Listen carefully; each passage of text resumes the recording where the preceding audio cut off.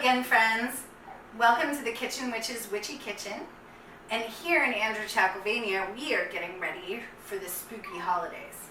I mean, to be honest, all of our holidays are a little bit spooky, but what we're doing today is preparing everyone's favorite after dinner treat, pies. The first recipe is actually my great-great-grandmother's French silk chocolate meringue pie. It's been handed down through many generations, and now it's my turn to share it with you. And we're taking this same basic pie recipe and twisting it for a take on modern tastes. I hope you enjoy it. So go ahead and grab yourself your beverage of choice, have a seat, and let's make pies.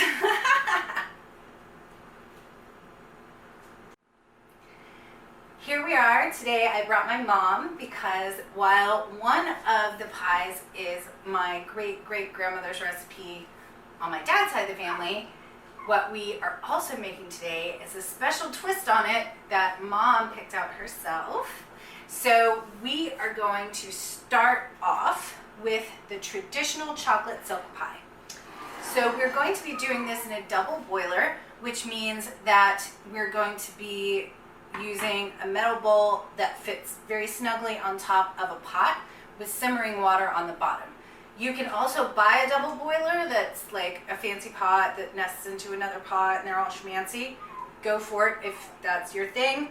Personally, I use the bowls because it's a multi-purpose tool, and I try not to have too many single-use items in my kitchen because I cook a lot. All right, so you ready for this, Mom? Yeah. All right, so the first thing that we are going to do is mix in the dry goods here. So we have a cup of white sugar. Just go ahead and pour that right into the bowl. And we have 5 tablespoons of cocoa powder. Now, we just use a regular cocoa powder. You could go for like a fancy Swiss one, or you could go with even a Mexican one if you want a little bit of the cinnamon and chili flavor in it. I've done that before. It's really good. So whatever your favorite cocoa is. And we do 5 tablespoons of self-rising flour.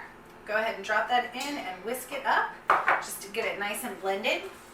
The reason why we do self-rising flour is because it has just a hint of baking powder and salt, and all of those things are already in it, and that kind of helps make it a little bit fluffier. So now that we've got these nice and mixed together, what we're going to do is add our wet ingredients. So we have 1 teaspoon of vanilla. Okay, sorry, minor technical difficulties. Mom just added the vanilla. And then we have 3 egg yolks. You want to separate the egg yolks. You can go ahead and pour those in. We're going to save the whites for the meringue. Now this is a trick that my grandmother taught me. And it's when you pour the 2 cups of milk in, just rinse your egg container out with the milk. Then make sure you get all of the egg yolks in there, because the egg yolks are really what makes it rich and custardy. And especially if you're using farm fresh eggs, they can be very thick and cling to the bowl. So if you just rinse it out with your milk, you make sure you get all that eggy goodness. So go ahead and give that one a stir. She is going to work on stirring this for a few minutes, and we're going to set up for the next filling of the surprise pie. All right, so here we are. Our next pie is the one that Mom came up with. We are going to do a caramel custard instead of the French silk custard. And we're going to do chocolate crust, a chocolate cookie crust. And then we're going to, on top of that, have our meringue, but we're also going to have toasted cashews covered in chocolate ganache because Mom loves cashews. So we've got caramel, chocolate, and cashews going into this pie. It's going to be great. And I'd like to just apologize right now. I'm sure you can hear our little doggo is making all of the sounds today. So yeah, I can hear that too. Just don't at me, I know. All right, so let's start with the dry mix.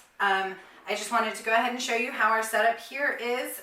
This is how I do my double boiler. I have these wonderful pots I love very much. I put my bowl in there. You want to make sure that it's tight and seals around the edges. The reason why is if you have a bunch of steam coming up here, all of that steam is going to add moisture to your custard and it will keep it from setting.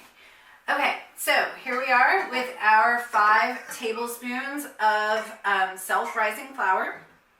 Once again, all the good stuff. Now what we're using here is a dark brown sugar. Go ahead and dump that in. The dark brown sugar is because that thick, rich molasses flavor will help kind of create some of the caramel flavors. So if you want to go ahead and give that a mix, we will do that. Yay! Now, exactly, when you're working with brown sugar, because you want to pack it to measure it and everything, once I pack it, I try and release it a little bit so that it mixes better, but you may have to stab it a couple times with your whisk to get it nice and soft. All right, so here's the secret to our caramel custard. This is natural butter flavoring. Go ahead and put that in. We've got a teaspoon of that, and that butter and the sugar together will kind of help create that caramel. And here we have, once again, 3 egg yolks. That was 1 1/4 cups of the brown sugar. I can't remember if I said that, but I'm saying it now. And once again, we want to rinse that egg yolk out of our bowl. Make sure we get all of that eggy goodness, which I love to do because it's a holdover from those days on the farm when the egg yolks were bright orange and so full of just goodness that they clung to everything. You know, honestly, I bought these eggs at the store, so they're not as clingy as they could be, but they're looking pretty good. Do you want to give that a stir? So once we get this stirred, I'm going to put these on the stove at a medium-low heat, not too low or it'll take forever, and not too high or it'll scorch on the bottom and it might curdle. So medium-low, and you're going to stand there and stir them pretty regularly as they cook until they thicken up to like pudding. My grandmother used to say you should be able to stand your spoon up and have it stay, but she was using a much smaller pot than I was. So basically you're just looking for that very thick custardy feeling. And while this is cooking, I'm going to go ahead and have another little assistant come in and help me with the crust. 3, 2, 1. Okay. 0, exactly. Okay, so what we have here is the best part of the whole cooking process, right? And it's making the crust. So what we have is a bag of cookies, those little vanilla circles, and these are chocolate flavored graham crackers. These are going to be the crust for our caramel pie, and our French silk pie is going in the cookie crust with the vanilla cookie circles. All right, so Jax, do you know what this is? Beans, maybe. I don't know. I don't remember. So what I want you to do, Jax, is hold this and go. Watch your fingers. Watch your fingers. Wait. Watch. Can you do that? Yes. Go. Perfect. It may take a few minutes. Now's a good time to go find your cocktail.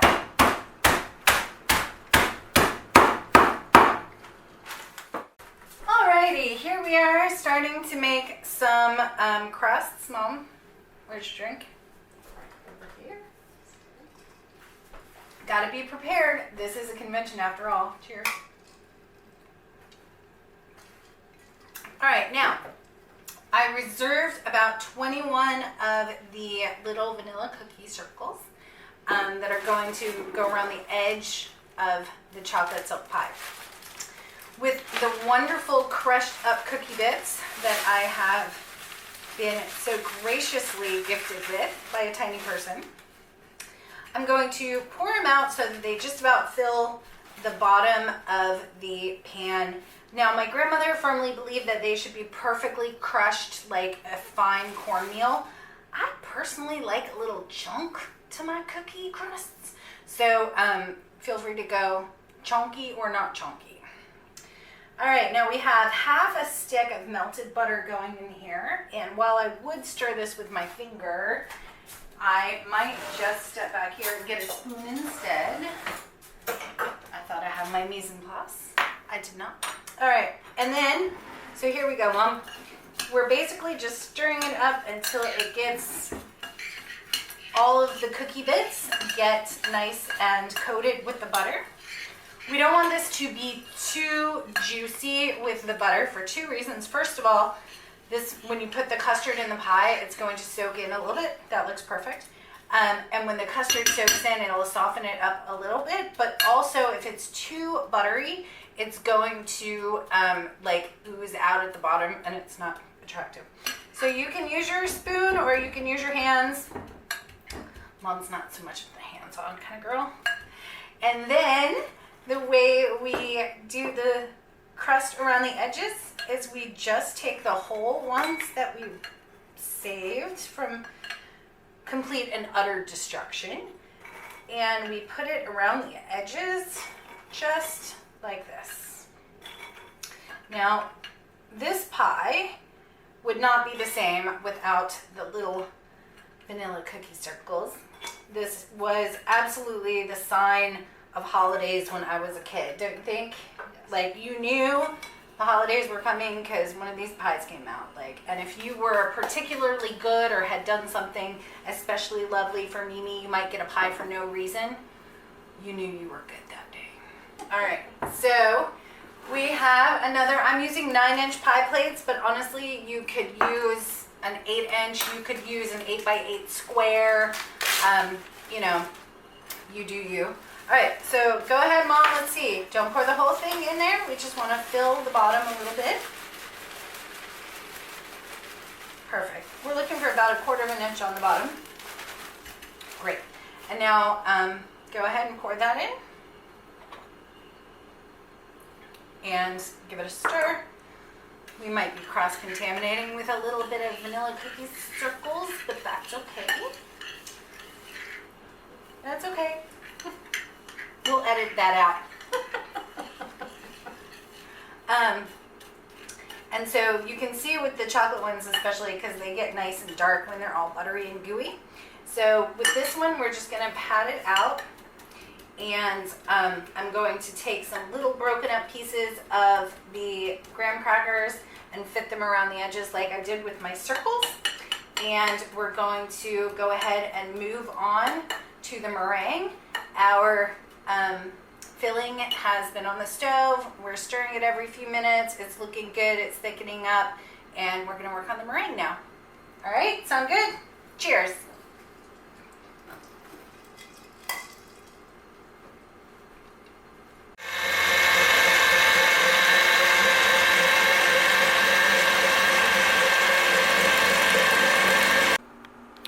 All right, so what we have here is some well whipped egg whites. They are at a soft peak stage, which means when we pick them up a little bit, they have little tiny soft peaks, okay? So we're going to add 2 tablespoons of sugar to these 6 egg whites and finish blending them up until they are at a stiff peak form. So what I've done is I have beaten those 6 egg whites that we reserved to stiff peaks with 2 tablespoonfuls of sugar and 1 teaspoon of vanilla. And now that I've got those nice and whipped and we're going to set those aside, I've got a ½ cup of cashews that before we do anything else to, we're going to toast. So over medium heat in a non-stick pan. Personally, I always use my cast iron skillet because I just love it. But in any type of non-stick pan, you are going to just warm them up so that all their aromas are released and it smells extra super nutty. And once that's done, I am going to mix up a chocolate ganache and we're going to toss the cashews in the chocolate ganache. First, I'm gonna have a drink.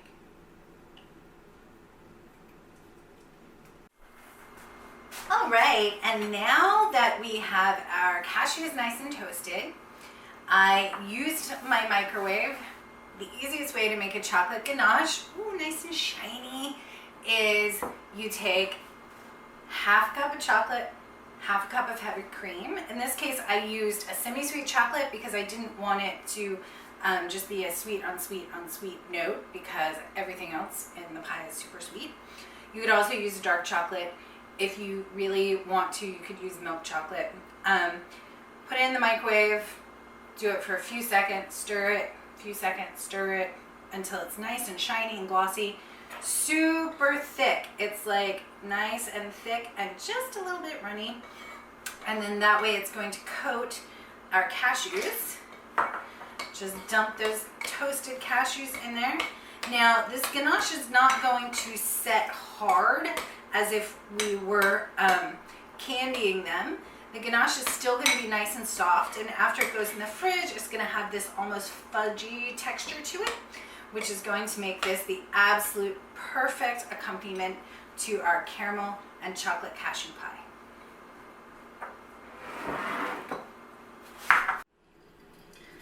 All right, welcome back, friends. Woohoo! We are ready to top those pies. The custards are all done. Wait, sorry. Okay, now the custards are all done. This is our caramel custard. It got nice and brown and rich. That dark brown sugar really makes a difference. And it smells like just the thick, most custardy caramel. The butter extract really helps with that. And now, the very famous Mimi's chocolate pie. It is super thick and custardy, and the smell, right? Like, it's so rich, you wouldn't believe it. All right, so what we are going to do first with our caramel chocolate cashew pie is we're going to put, I have my cashews in their nice creamy ganache. It's still warm, so it's still pretty liquidy. And I'm going to just spoon those over the top. And any of that thick chocolate goodness that doesn't come up naturally with the cashews is just going to get drizzled over the top of the pie after it's baked. So the important thing to remember when you're working with a meringue is that, first of all, you always want your eggs to be room temperature before you whip them. And then you also want to make sure that you put it into a cold oven. The reason that I have heard behind that is that it keeps the meringue from pulling away from the sides and seizing up too quickly, because you want the eggs to start to cook before the water evaporates. Because if the water evaporates very quickly, it shrinks, right? Just like a dehydrated onion is a tiny little nugget, dehydrated meringues are the same. So we have our chocolate cashews on top of our caramel sauce. I'm gonna do this one. I'm using half of my egg whites, and then I'm gonna let you top that one, okay? So basically, these are nice and stiff, and you just wanna pop it on top. Now, if you are whipping these and you're not waiting a long time between takes, they won't be quite as chunky as these are, because these guys sat for a little bit because I'm new at this. But they were really gorgeous when I first whipped them, I promise. So we have just kind of straightened it out a little bit there. And then you want to scoop these out and put it on top of yours.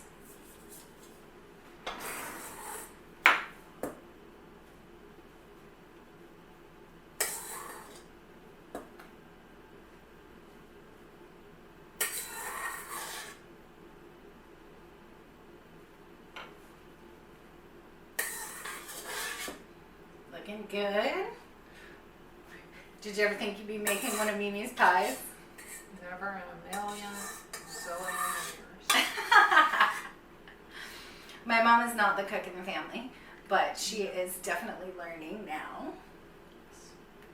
All right, how we doing here? I think we got most of it. Now, if you whip up your eggs and you decide you need a little bit of extra, feel free to whip up an extra couple eggs. I mean, you know, we've all been to the diners that have the egg meringues that, you know, stick sky high, which is gorgeous. That would take about 6 eggs per pie, which, you know, you can always find something else to do with the yolks. You can make extra cream or custard, or, you know, you can make yourself hollandaise sauce for brunch, whatever you need to do. We have these. Go ahead and grab yours. Give it a little tilt. Say hi. Wait, towards the camera. Good job. All right, let's pop them in here.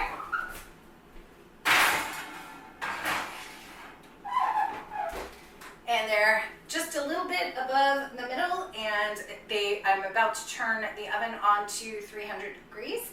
And keep an eye on it. It takes about 10-15 minutes in my oven for the tops to get brown and toasty, but you want to keep an eye on it because ovens vary, so no one wants a burnt meringue.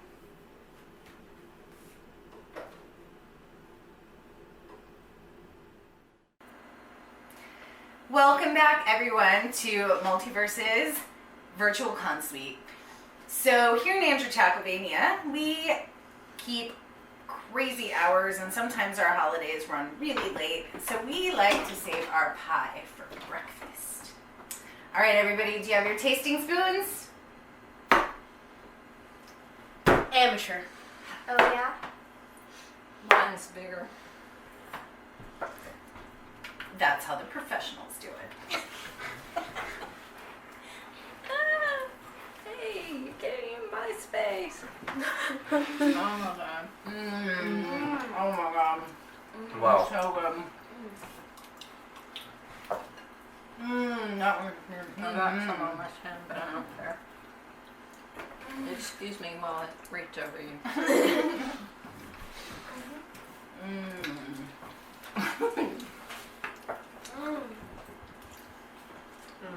I can't decide which one's better. They're both so good. Yeah.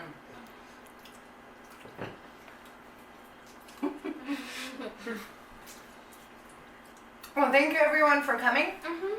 And if you happen to make one of these delicious pies, be sure to leave a comment and tell us how wonderful it was.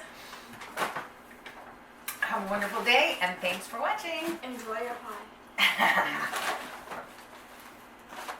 They may have had the bigger spoon, but I have the upper hand.